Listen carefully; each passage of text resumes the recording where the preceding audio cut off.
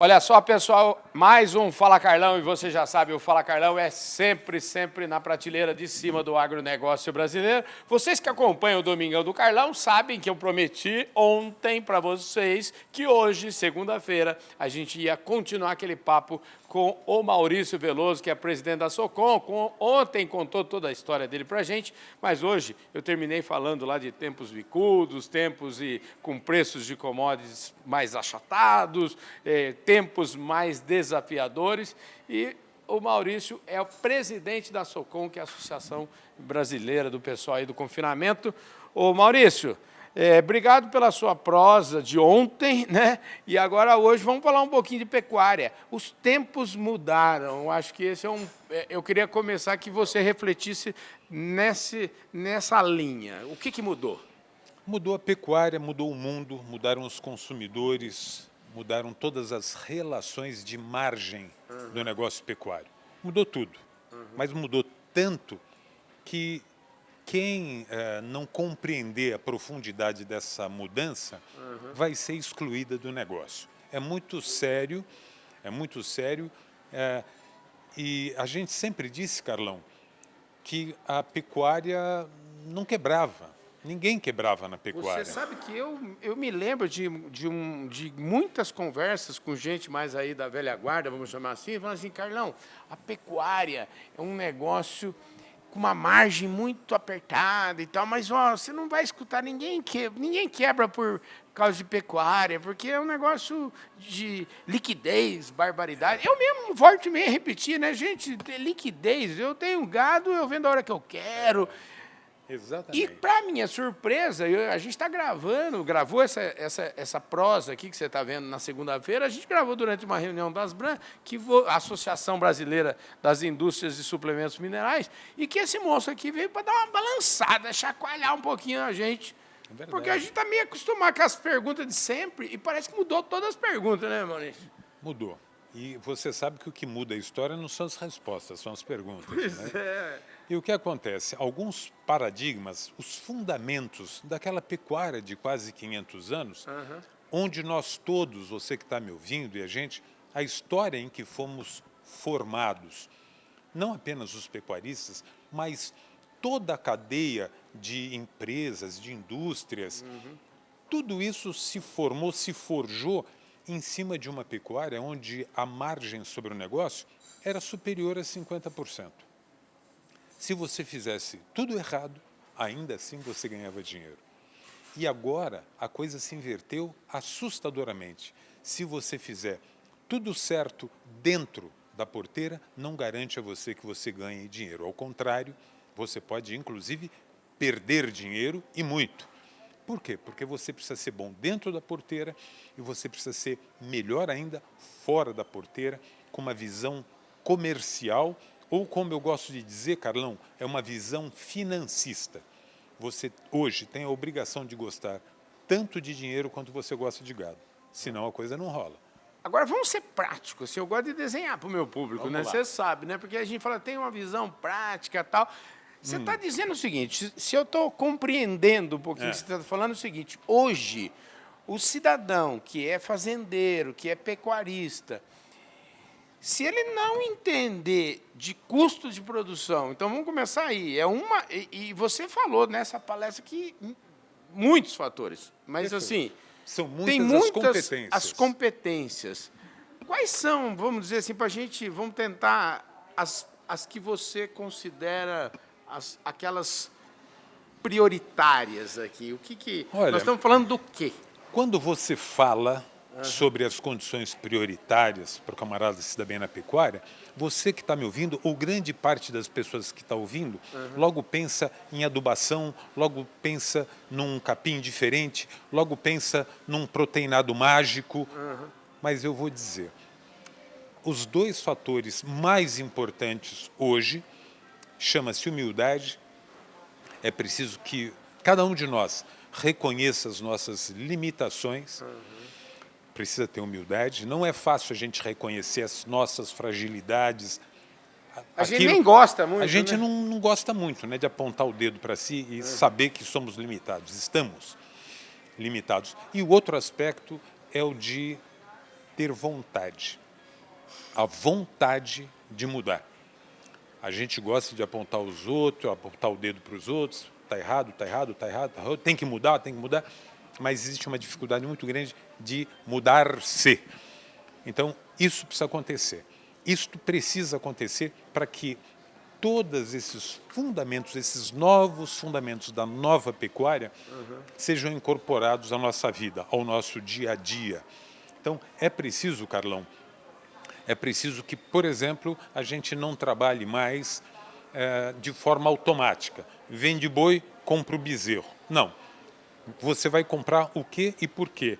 Ele precisa ter uma estratégia. A hora que eu quero comprar alguma coisa, seja bezerro, seja vaca, você tem que traçar naquele momento a história desse animal para frente. Esse animal, qualquer um desses animais, um dia tem que virar dinheiro. A vaca, você vai ser criador, vai vender o bezerro? Tá certo. Eu estou comprando, esse animal, ele vai ficar quanto tempo na minha mão até ele me dar o primeiro lucro? Aí eu tenho que desmamar o primeiro bezerro, a primeira bezerra. Quando que esse animal vai estar me dando dinheiro? Até lá, eu estou num ciclo de alta ou num ciclo de baixa? Eu estou comprando um animal com ágio ou com deságio? Qual é a classe animal que está mais favorável para eu comprar hoje? É o bezerro, é a bezerra, é o garrote, é o boi magro?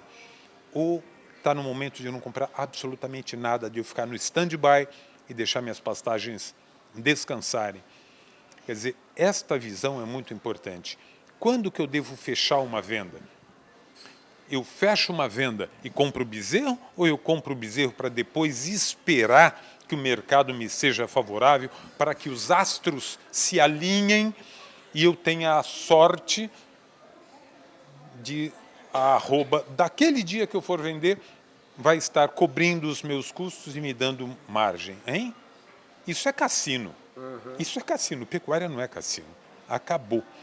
Então, é preciso que tudo isso seja repensado e, mais do que repensado, seja incorporado no dia a dia.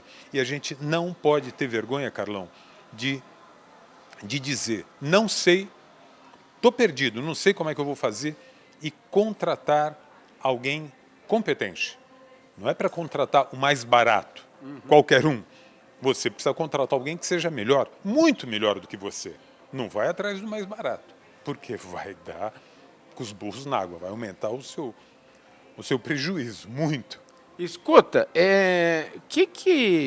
como é que nesse cenário que a gente vê eu falei de tempos bicudos, eu me referia por conta dos preços da atividade que caíram bastante, mas como é que mesmo assim você apresenta um case de gente que está ganhando dinheiro e gente que está perdendo dinheiro na mesma época? Me conta, como é que pode? Carlão, olha, qual que é a diferença entre um e outro? Carlão, essa é a parte bacana e a parte triste.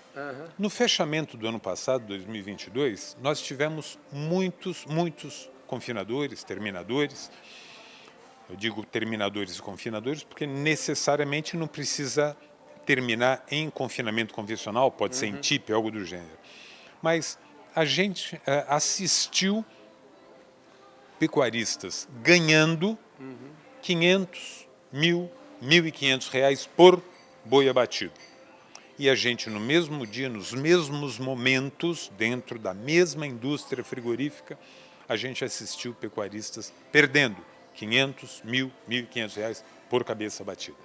Ora, parece que a gente está falando de dois planetas, de duas galáxias diferentes. Como é que pode uma pessoa ganhar R$1.500 por cabeça naquele dia no abate e outro perder 1.500? É muito simples. Esse que ganhou, ele fez toda a lição de casa, inclusive a comercial. Inclusive a comercial. Então, ele garantiu margem lá quando a Bolsa mostrou, quando os preços futuros anunciavam uma boa oportunidade. Como este pecuarista conhecia muito bem os custos dele, e ele sabe que comprando um bezerro, comprando boi magro, naquele peso, ele sabe qual é o custo que ele vai ter e lá na frente ele sabe a margem que ele poderá ter. Então ele fecha, às vezes antes de adquirir o bezerro ou o boi magro. não se discute a competência dentro da porteira em produzir um boi gordo, mas em produzir e garantir margem sobre o negócio que está fazendo. E isso muitos não fazem por falta de hábito, têm dificuldade de modificar o seu dia a dia ou de buscar assessoramento competente e acaba trazendo prejuízos. Hoje, por exemplo, Carlão, a gente está vendo a arroba do boi em preços mínimos históricos, recordes mínimos. Nós estamos vendo o bezerro e a bezerra em preços mínimos, recorde. Nós estamos vendo vacas boas, excelentes, sendo dadas de graça. Então, o que a gente consegue depreender do estudo do ciclo pecuário? Que nós estamos no fundo do poço. Pode ser que o fundo seja amanhã. Ou pode ter sido ontem. Quando é que você vai saber que bateu no fundo? Sabe quando é, Carlão? Quando voltar a subir. Aí você perdeu aquilo. Então, se a tendência não é mais cair. Pode cair? Pode cair. Claro que ainda pode cair um pouco. Mas a tendência é cair? Não. A tendência é haver uma recuperação. Não estou falando em explosão, não deve acontecer explosão nenhuma, mas sim uma reação normal, cadenciada de recuperação dos preços. Muito bem. Hoje você faria uma reposição espetacular. Hoje é o dia de você falar, vou entrar na pecuária. Por quê? Porque todos os valores estão muito lá embaixo e os principais combustíveis para você criar esses animais, que é milho, que é soja, também estão em valores historicamente baixíssimos. Quer dizer que está tudo favorável hoje. Né? Tudo favorável. Olha lá, está passando o cavalo marchador arriado com pelego gaúcho. Bárbaro. Você não pode montar. Sabe por que você não pode montar? Porque você não tem comida, suas pastagens acabaram, você não fez feno, você não fez silo e o mais dolorido, você não conseguiu fazer caixa por conta justamente dessa baixa terrível de valor que a gente teve. E, às vezes, você acreditou naquele pessoal que há 2 anos atrás andava com plaquinha no WhatsApp, falando assim, R$400 arroba, balançava assim no WhatsApp. Você acreditou e comprou quando você devia estar vendendo. Então, tudo isso acabou causando uma verdadeira tragédia dentro do setor pecuário. Muita gente boa acreditou nessa história e preferiu não acreditar na existência do ciclo pecuário. Então, é um momento de dor, claro que é um momento de dor, mas é muito importante o pecuarista parar, raciocinar, ter este momento de reflexão, de autocrítica, de humildade e entender que precisa mudar. Precisa enxergar diferente e agir diferente. Mas a oportunidade está aí e ela vai continuar se repetindo, Carlão. Sim. Este cavalo arriado, ele vai voltar a passar. Ele vai voltar a passar.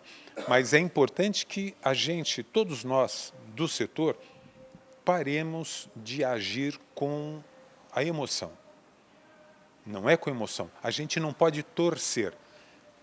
O Rogério Goulart, da Carta Pecuária, ele diz, se você estiver torcendo contra o mercado, acredite, você está errado. Já perdeu. Já perdeu. Escuta, o recado perfeito está dado. Eu queria que você aproveitasse aqui agora esses minutos finais da nossa prosa aqui para falar um pouquinho da Socom.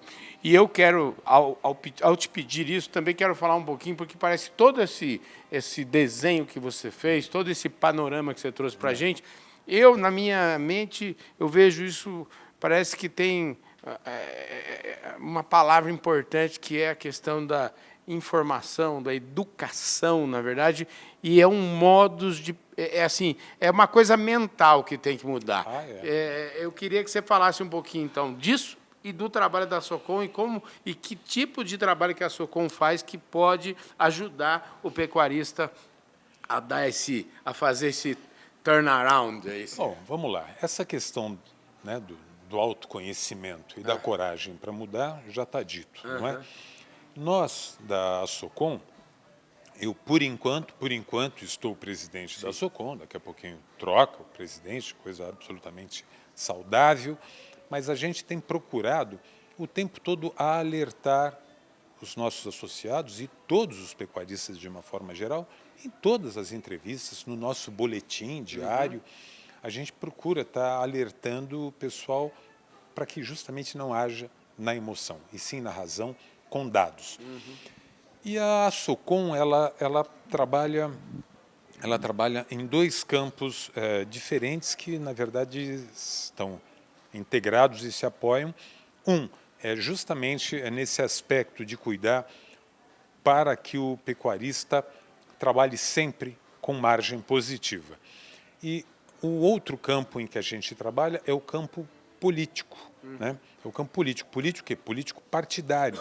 Então, a gente ocupa diversas cadeiras junto ao Ministério da Agricultura, na Câmara Setorial da Carne, na Câmara da Carne também da CNA, onde a gente procura permanentemente estar municiando as autoridades da realidade do pecuarista e de tudo aquilo que pode contribuir e que pode prejudicar o andamento do negócio pecuário.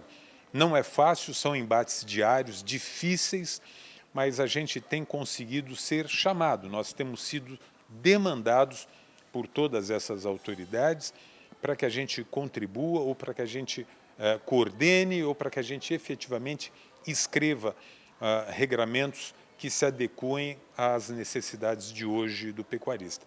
É muito importante a gente se manter unido e é muito importante que você esteja conosco, seja nosso associado da Socom, para que a gente justamente tenha, com um número de associados mais robusta, a gente tenha maior representatividade e mais força, qualquer que seja o governo brasileiro. Maravilha. Gente do céu, falei aqui com o Maurício Veloso, deu um show aqui de informação, enfim, abriu aqui a caixa de ferramentas que ele tem aí ao longo desses quantas décadas, hein? 3 ou 4 décadas aí trabalhando em prol do agro. Já tem um punhado delas. Já tem um punhado delas. Então, Maurício, obrigado pela sua gentileza de falar com a gente, obrigado por esse mundaréu de informações, nós estamos sempre à disposição de vocês. Muito obrigado, Carlão, obrigado a você, obrigado a vocês que estão nos assistindo aí. Olha, aproveite, presta atenção que essa pode ser uma das melhores crises da sua vida. Aproveite. É isso aí, gente. Como eu gosto de falar sempre, ninguém pode perder a oportunidade de uma boa crise. Então, um forte abraço, aproveite, aprenda com ela, um beijo no coração de todos vocês e a gente se vê amanhã no nosso Fala Carlão!